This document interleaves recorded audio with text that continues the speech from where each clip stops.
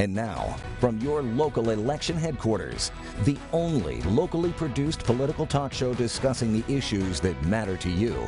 This is Big Country Politics on KTAB. Thanks for being here for this week's edition of Big Country Politics. I'm Victor Sotelo. We start with what's making political headlines across the nation, state, and the big country. And there could soon be hundreds of thousands of more drivers on Texas roads. A program created more than a decade ago to add fines and suspended license for more than 1 million Texas drivers is disappearing. KTAB's Wes Rappaport looks at what happens next.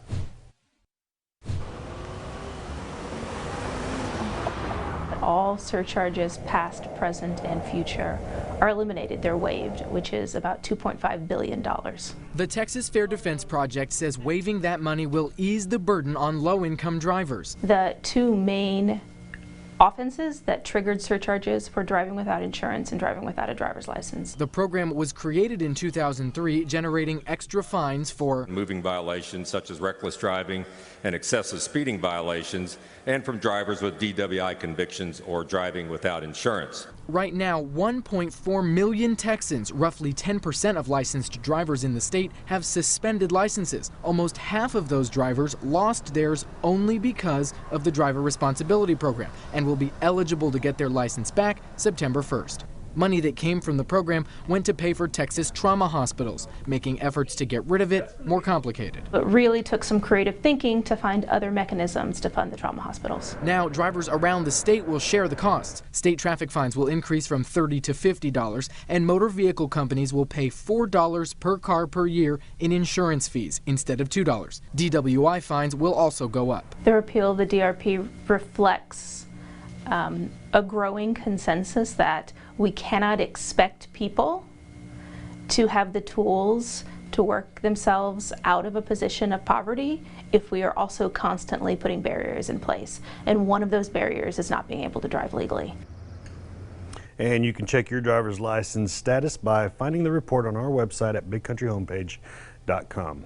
Well, Texas schools are preparing for emergencies. A new law requires schools in the Lone Star State to install bleeding control station. That may sound a little extreme, but it's a part of an ongoing school safety conversation. A bleeding control station is pretty much what it sounds like, a place with equipment to stop emergency blood loss quickly. KTAB's Steffi Lee takes a look at how some districts are dealing with the new law.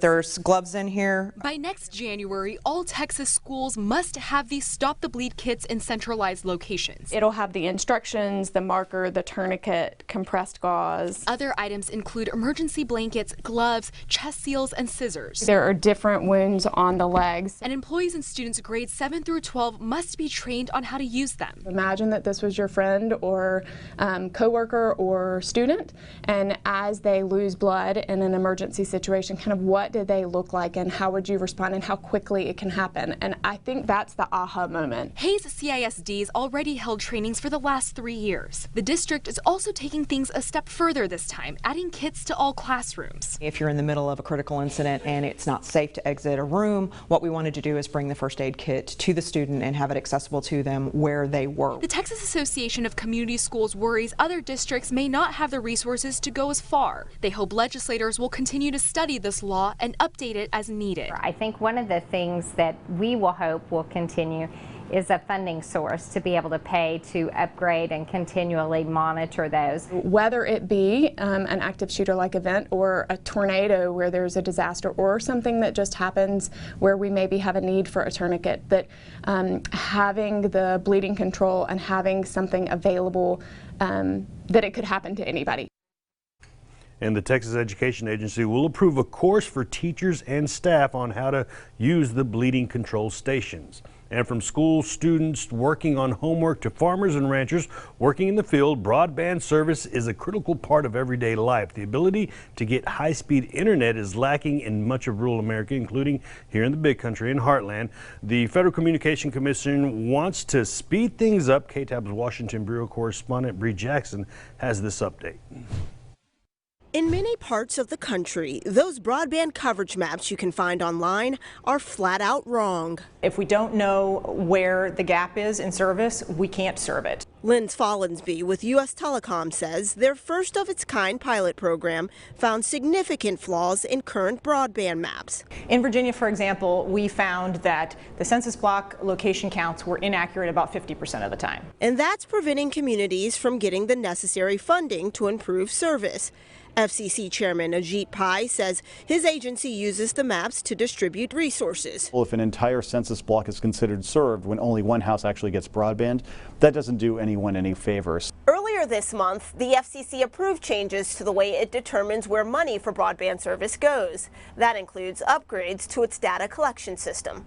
To include crowdsourcing so that third parties or American consumers can let us know if the broadband maps are inaccurate. In addition, Pai says the FCC is working with federal, state, and local lawmakers, as well as other stakeholders, on legislation to improve the accuracy of broadband maps. Follensby believes their findings can provide a pathway to solutions. If you know where all of the Americans are, then service providers can plan to build to them. Lawmakers say closing the digital divide is a top priority and plan to have hearings on broadband mapping when they return next month.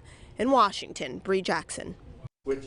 And using those accurate maps would allow communities to apply for funding to improve broadband service. And the new law aims to help veterans working on science and technology and engineering and math degrees. Texas Senator John Cornyn meeting with student veterans and at a roundtable at the University of Texas to talk about his STEM Scholarship Improvement Act. It was signed by President Trump earlier this month. It updates and previously established scholarship and reduces the amount of required credit hours. Which means that if your degree plan is over 120 credit hours, you can apply for and receive this 9-month extension. And that actually expands this resource to 25 other majors here at UT. And originally, the law required the eligible STEM programs have more than 128 credit hours scholarship. Now it's 120 hours. Still to come on Big Country Politics, Dr. Paul Fabrizio with McMurray University is here. We catch up with him on all things politics. We're back in 2 minutes.